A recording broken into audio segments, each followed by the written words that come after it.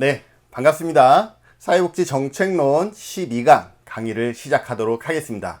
오늘 학습할 내용은 보시는 것처럼 정책의 어떤 실제적인 영역으로 들어와서 노후 소득 보장에 대해서 살펴보도록 하겠습니다. 오늘은 그 첫 시간으로 공적연금, 즉 연금의 어떤 유형에 대해서 살펴보고요. 재정 운영 방식에 대해서 같이 살펴보도록 하겠습니다. 무슨 말인지 잘 모르시면 이번 시간 학습함으로 저게 그런 내용이었구나, 이러한 부분들을 이해해 주시면 고마울 것 같습니다. 자, 오늘 학습할 내용을 그래서 간단하게 요약해 봤습니다.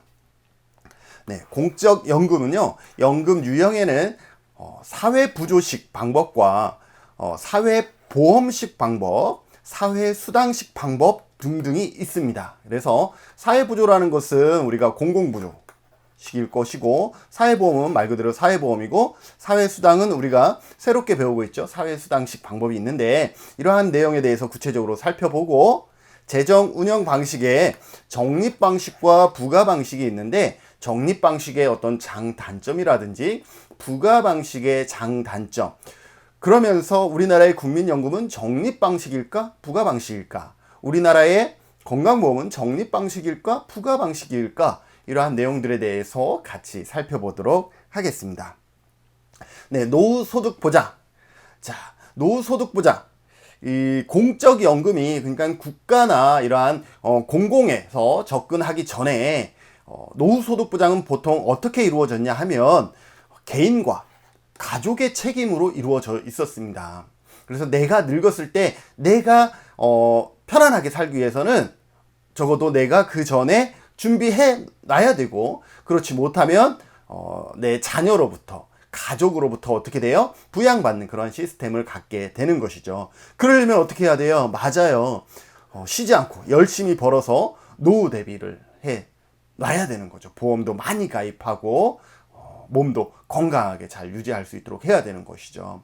그런데 모든 사람이 이렇게 열심히 벌어서 노후 대비를 위한 저축을 할 수 있는 환경이라면 그나마 다행인데, 여러 가지 여건과 때로는 환경 때문에 불가능할 때가 있습니다. 산업화 이후에 어떤 문제가 생기냐면 저축한 돈의 가치와 사용할 때의 돈의 가치가 차이가 발생합니다.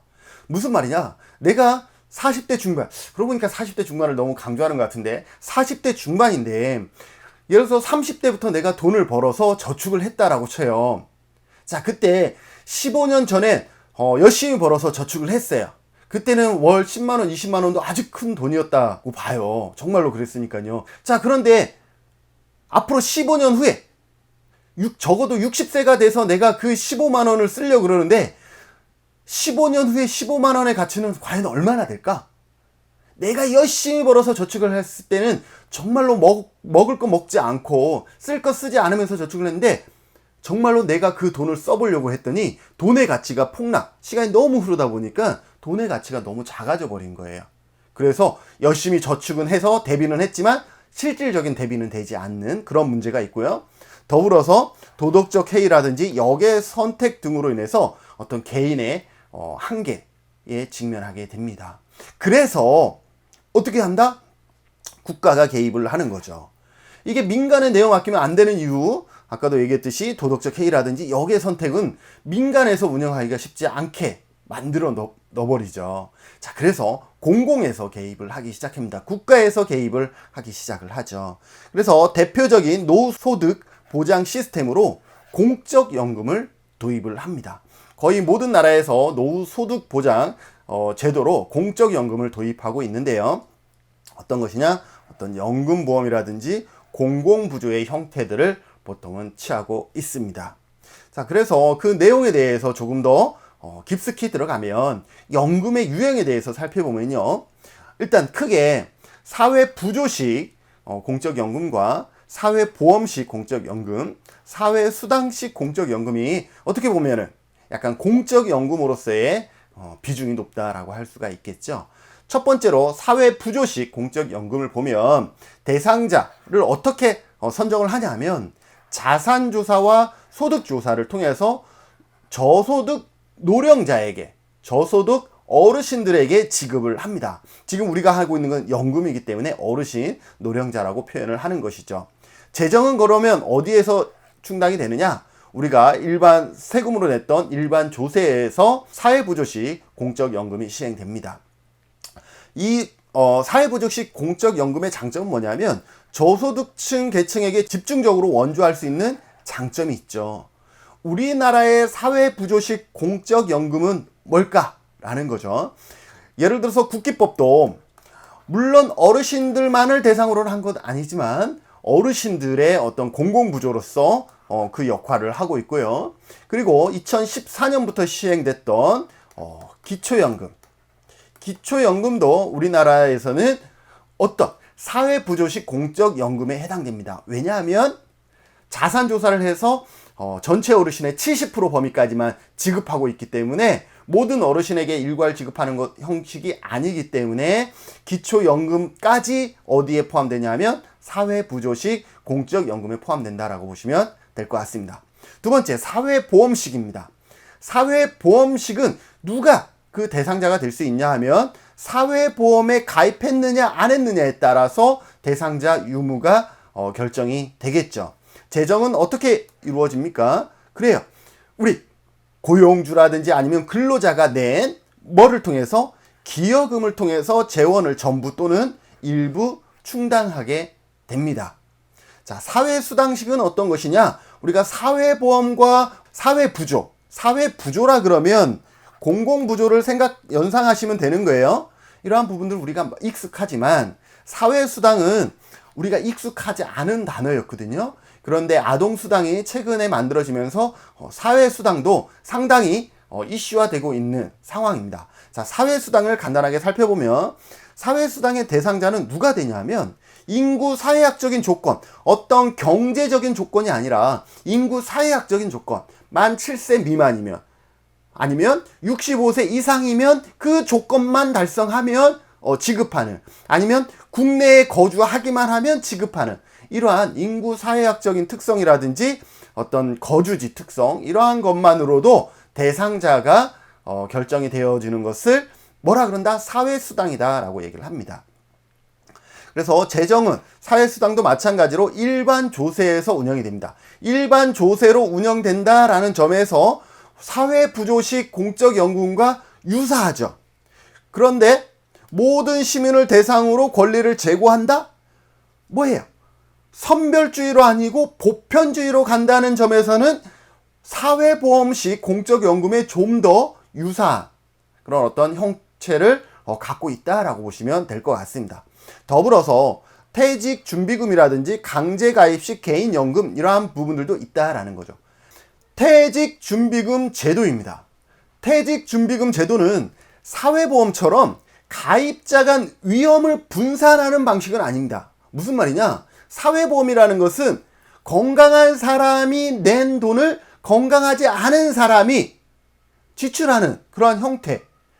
계속 직장 생활을 하는 분이 구직자에게 분배해주는 그러한 형태를 취하고 있죠. 반면에 퇴직준비금은 이러한 사회보험식의 가입자 간의 위험을 분산하는 형태가 아니라 내가 퇴직금을 저축을 하면 나중에 고스란히 내가 쓰는 형태예요.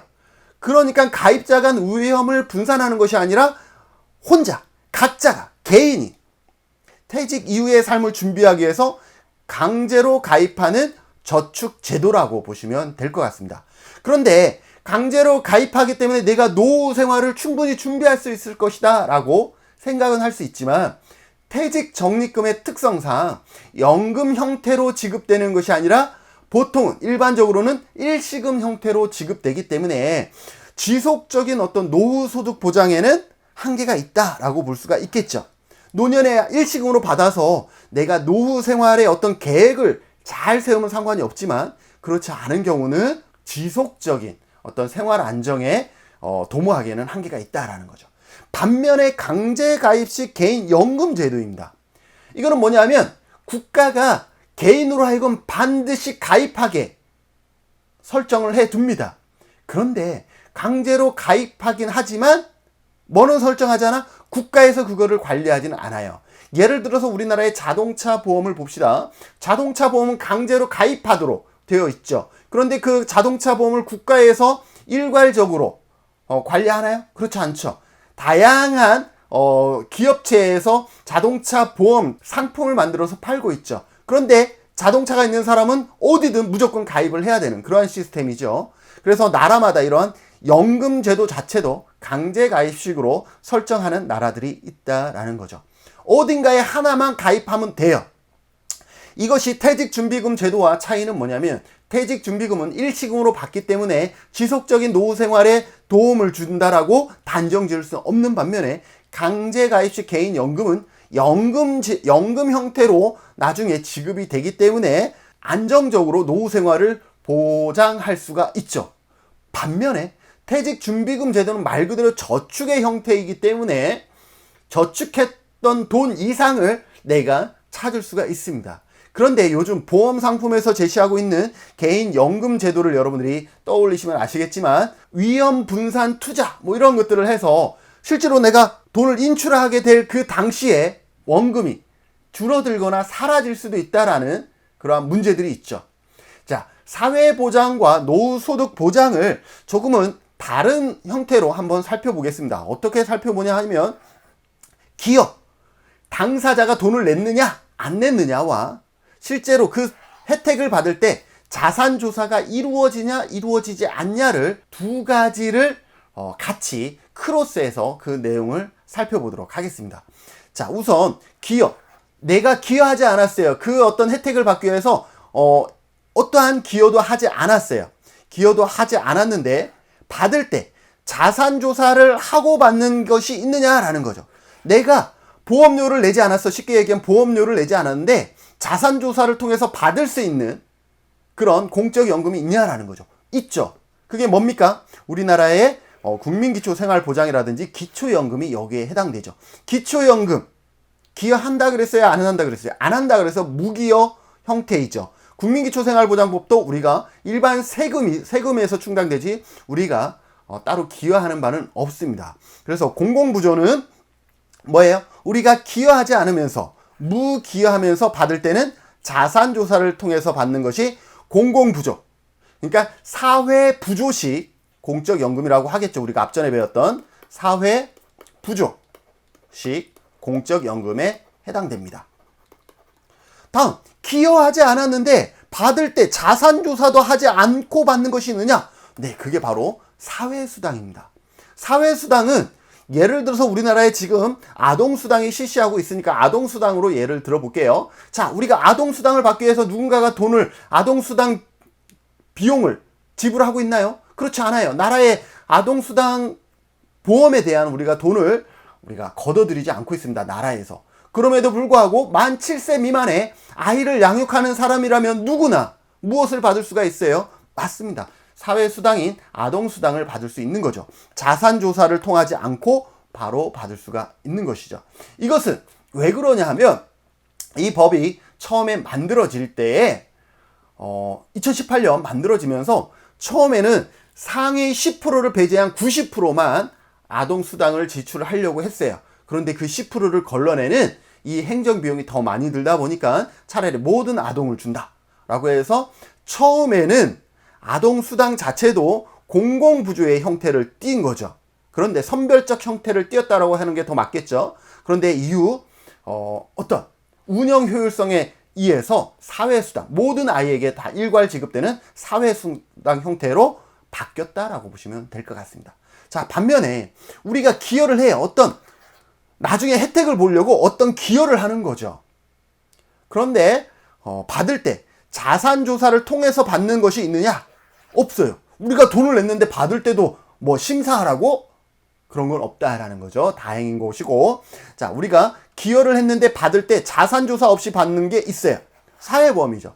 건강보험료를 낼 때 우리가 냈어요. 냈기 때문에 건강보험은 기여. 우리가 기여를 했다라고 얘기할 수 있죠. 그런데 병원에 가서 건강보험료 혜택을 볼 때 소득이 얼마입니까? 소득이 많아서 건강보험료 혜택이 안 되겠네요? 이런 게 있습니까? 없죠. 그래서 이렇게 여러분들이 기여와 자산조사를 통해서 기여하지 않았는데 자산조사를 통해서 받는 것은 공공부조. 기여하지 않았는데 자산조사도 하지 않고 받는 것은 사회수당.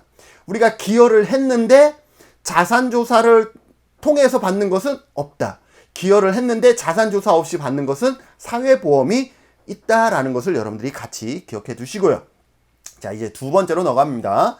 공적연금제도의 선택이라 그래서 기여를 할 것이냐 안 할 것이냐, 그래서 기여식이냐 무기여식이냐 나눌 수가 있고요.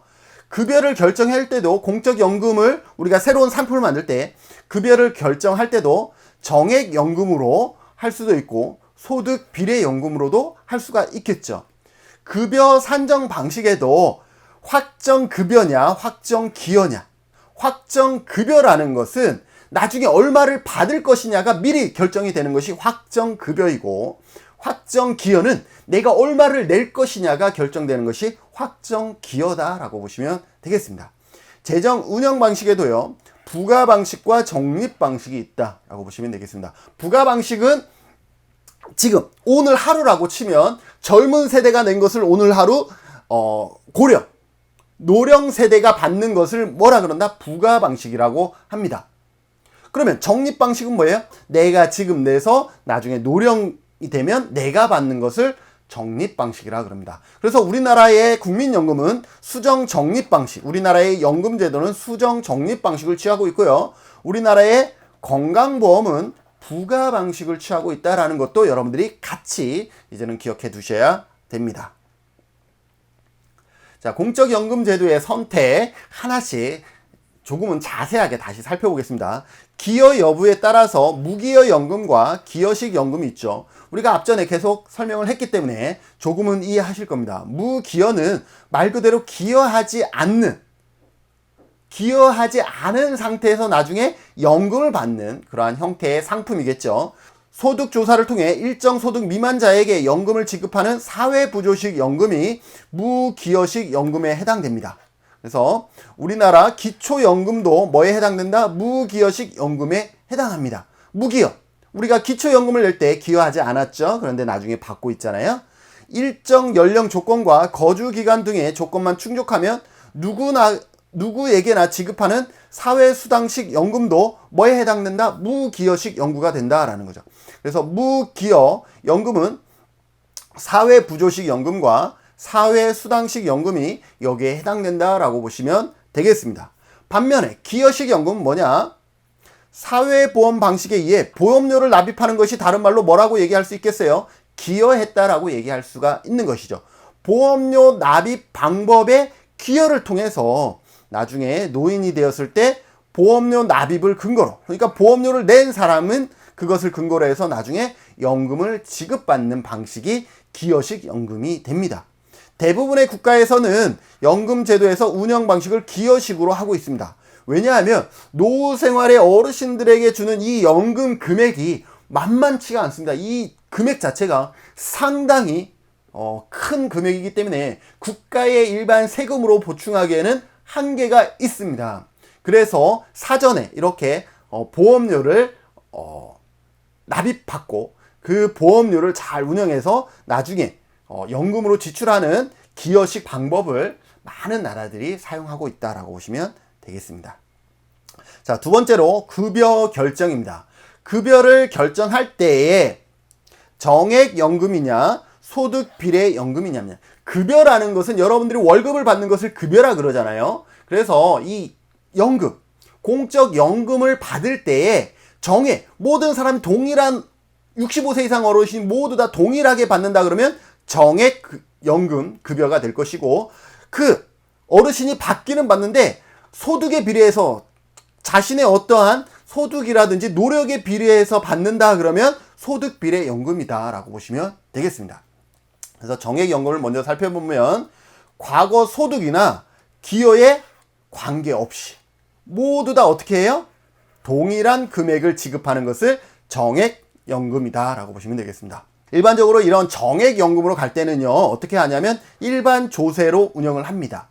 정액으로 갔는데 보험 형식에 하면 많은 국민들이 반발하겠죠. 나는 100만 원 냈는데 나 10만 원 내고 이분은 5만 원밖에 안 냈는데 10만 원 받아? 이건 너무 불공평하지 않아? 이렇게 할 수 있기 때문에 이처럼 정액연금의 형태를 띠는 경우는 일반 조세에서 보통 재원을 충당하는 경우가 많습니다.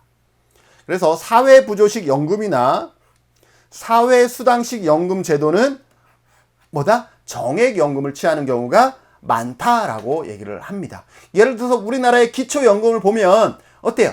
정액연금의 형태죠. 물론 그 중에서 소득, 역전이 이러한 것들을 방지하기 위해서 약간의 차등을 두긴 했으나 큰 틀에서 보면 정액연금의 형태가 맞다라고 보시면 될 것 같고요. 소득비례 연금은 어떤 것이냐? 퇴직 전 소득 및 납입기간에 등에 비례하여 연금급여액을 결정하고 지급하는 형태입니다. 그래서 기여식 연금에는 보편적으로 소득 비례 연금 형태가 적용된다라고 보시면 되겠습니다. 그래서 우리나라의 국민연금도 어떻게 해요? 소득 비례 연금입니다. 국민연금 보세요. 많이 낸 사람은 많이 받고 적게 낸 사람은 적게 받고 있어요. 그래서 우리나라의 국민연금은 소득 비례 성격이 있는 연금이다라고 보시면 되겠습니다. 급여 산정 방식에 따라서 확정급여냐 확정기여냐 이렇게 나눠질 수가 있는데요. 확정급여는 확정됐어요. 뭐가 확정됐어요? 급여. 얼마를 받을 것인지가 확정된 거예요. 확정급여는 나중에 받을 급여액을 급여 산정 공식에 의해 미리 정해놓고 지급 능력에 따라 기여금을 변동하는 거예요. 기여금에 따라서 나중에 지급하잖아요. 급여를 지급하잖아요. 그런데 내가 돈을 낼 때 이게 이미 결정이 돼 있어요. 그런데 10년 후에 내가 이것을 받을 재정이 부족해요. 그러면 어때요? 이 기여금을 올리는 거죠. 처음에 우리나라의 국민연금이 몇 프로를 거뒀을까요? 처음에 우리나라의 국민연금은 3%였어요. 그런데 이것이 시간이 지나면서 6%로 인상이 됐고 현재 9%로 받고 있는 것이죠. 무슨 말인지 이해되시나요? 맞아요. 지급 능력에 따라 기여금을 변동했어요. 그래서 우리나라의 국민연금은 확정급여식입니다. 국민연금 얼마 받을지 결정이 됐어요. 왜 결정이 됐냐면 뭐가 있어요? 이렇게 계산산식이 있어요. 계산산식. 계산산식을 우리가 다음 시간에 간단하게 살펴볼 것인데요. 계산산식에 의하면 내가 얼마를 냈느냐에 따라서 이미 내가 받을 금액이 결정되는 그러한 형태를 취합니다. 그래서 우리나라의 국민연금은 확정급여 방식이다라고 설명할 수가 있고요. 확정기여는 기여금만 확정되었을 뿐 뭐가 없어? 급여액은 아직 정해지지 않은 거예요. 그래서 급여액은 적립된 기여금과 기여금의 투자 수익에 따라서 많아질 수도 있고 적어질 수도 있는 그런 형태를 취하는 것이 확정기여연금입니다. 그런데 우리가 연금이라는 것은 노후 생활의 안정을 위해서 한 건데 확정기여식으로 했다가 어딘가에 투자했는데 이게 폭망했어요. 그러면 그 시대의 어르신들은 전부 다 어떠한 혜택도 받지 못하기 때문에 연금 형태, 연금의 어떤 노후의 생활 안정을 위한 소득 보장 정책으로는 확정기여연금은 적합하지 않다라고 얘기할 수가 있죠. 무슨 말인지 아시겠습니까? 다음 재정 운영 방식입니다.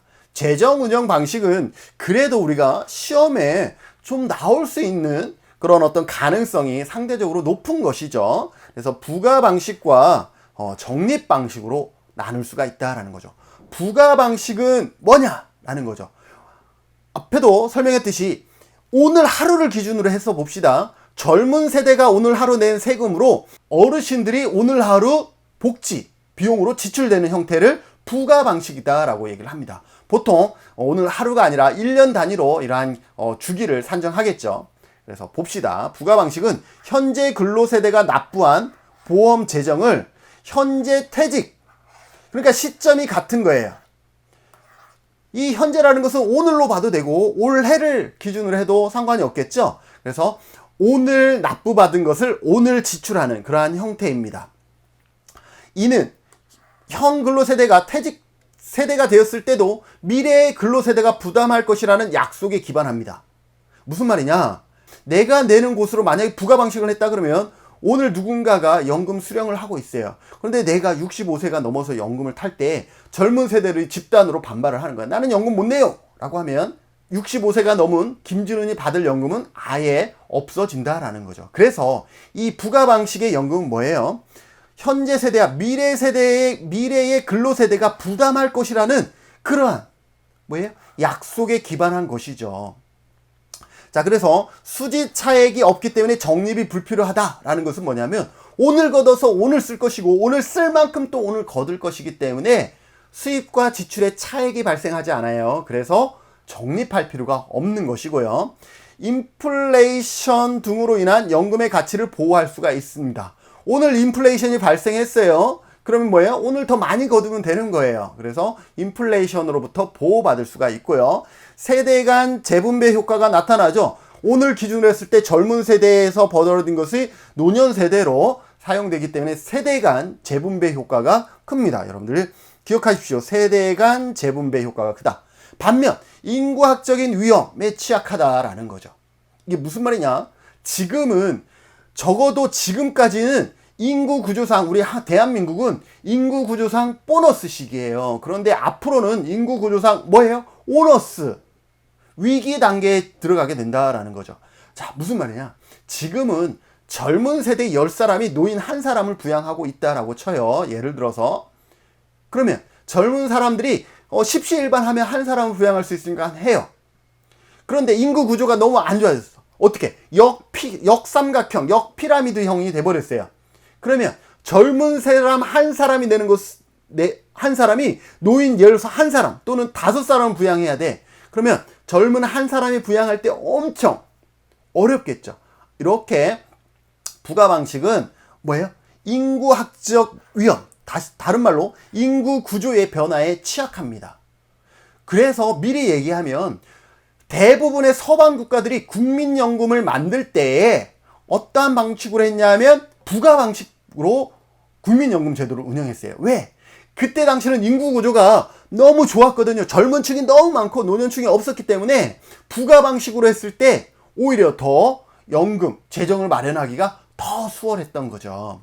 그런데 그 나라들이 저출산 고령화를 직면하면서 대부분 뭘로 바꾸냐면 좀 이후에 설명할 적립 방식으로 바꿉니다. 왜? 부가 방식으로 해서는 도저히 답이 안 나오는 거예요. 젊은 세대들이 돈을 그만큼 충당할 수가 없는 구조로 가고 있기 때문입니다. 그리고 연금을 받기 위해서는 장기간 보험료를 납부해야 된다. 연금을 계속 내고 있는데 이건 다른 사람이 이미 쓰고 있어. 그리고 내가 노년이 되었을 때만이 누군가가 낸 것으로 내가 받게 돼요. 그러니 연금을 받기 위해서는 장기간 보험료를 납입해야 되는 것이고 그것을 얼마나 받을지도 불확실한 상황이 되는 것이죠. 정치적인 위험에 취약하다는 것은 뭐냐면 지금 9%를 만들어서 지금 어르신들의 국민연금을 부담하고 있어요. 그런데 나중에 아주 극단적인 분이 정치를 하시면서 이렇게 하는 거죠. 앞으로 우리 국민연금은 1%만 걷고 이 정도 수준에서 주겠소 라고 해버리면 어떻게 돼요?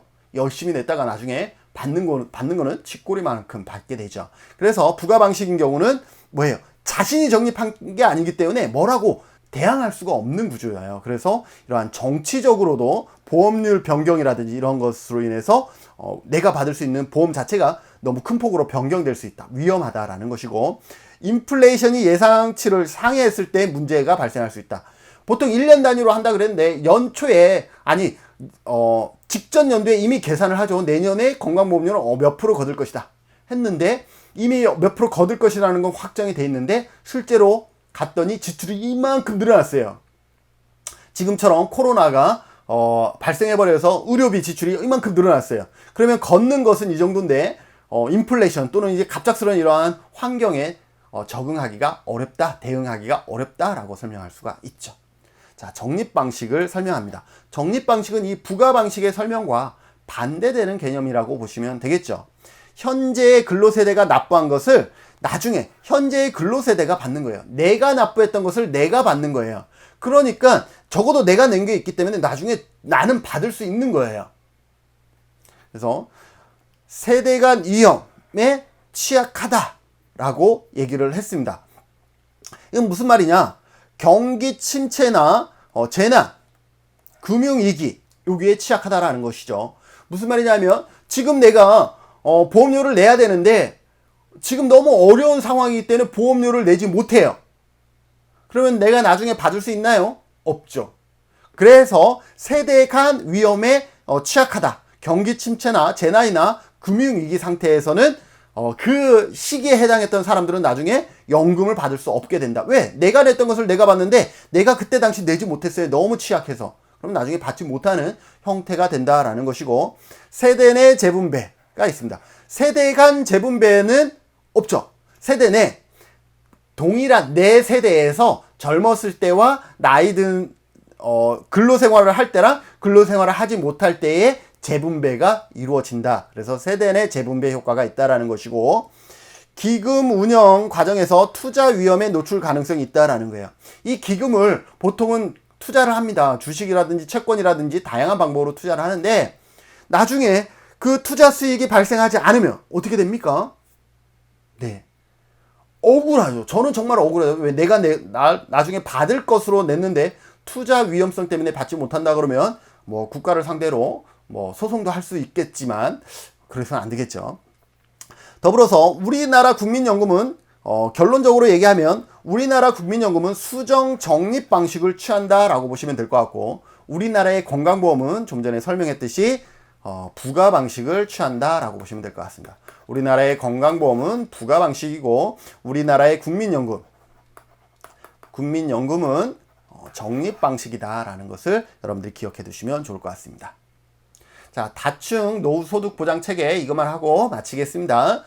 보통 많은 선진국에서는 다층 노후소득 보장 체계를 구축해야 된다 이렇게 설정하고 있습니다. 그래서 우리나라의 다층 노후소득 보장 체계를 보면 1층은 선별지 공공부조식의 연금입니다. 우리나라의 기초연금 제도와 뭐 국기법도 여기에 해당될 수 있다라고 봅시다. 국기법 정도. 그래서 선별주의의 공공부조식의 연금이 1층에 해당되고요. 2층은 법정연금으로 우리나라의 국민연금 제도와 같은 것을 여기에 설정한다라고 보시면 될 것 같습니다. 그러니까 보다 보편적인 것이죠. 그리고 내가 좀 더 받고 싶어 그러면 3층 제도로 추가적으로 더 많은 연금을 원하는 사람이 임의로 가입하는 어떤 저축성 연금으로 우리나라는 퇴직연금이나 개인 연금이 여기에 해당된다라고 보시면 될 것 같습니다. 그래서 우리나라도 공이 다층 그러니까 3층 구조로 노후 소득 보장 체계가 이루어졌다라고 보시면 될 것 같고, 세계의 많은 나라들이 2층 구조에서 이렇게 3층 구조로 가고 있는데, 이 3층 구조로 갈 때 그 안에 어떠한 방식을 선택하느냐는 나라마다 다르다라는 거죠. 예를 들어서 스웨덴이나 러시아 같은 경우는 1층은 기초연금의 형태를 띠고 있고요. 1층이 기초연금이고 2층은 보험연금이고 연금보험이고 3층은 개인, 법정 개인연금 등으로 구성됩니다. 법정 개인연금 무슨 말인지 아시겠어요? 가입해도 되고 안 해도 되는 것이 아니라 가입해야만 되는 이러한 형태를 취하기도 한다라는 것이죠. 이렇게 나라마다 3층 구조를 어떻게 가져가느냐는 나라마다 차이가 있다라는 것 정도 여러분들이 기억해 두시면 좋을 것 같습니다. 오늘 진도 내용이 좀 많았나? 제가 말이 상당히 빠르고 그러다 보니까 좀 버벅된 감이 없지 않아 있습니다. 이해해 주시기를 바라고, 다음 강의는 우리나라의 국민연금 제도에 대해서 살펴보도록 하겠습니다. 다음 강의에 함께 해주시면 감사하겠습니다. 수고하셨습니다.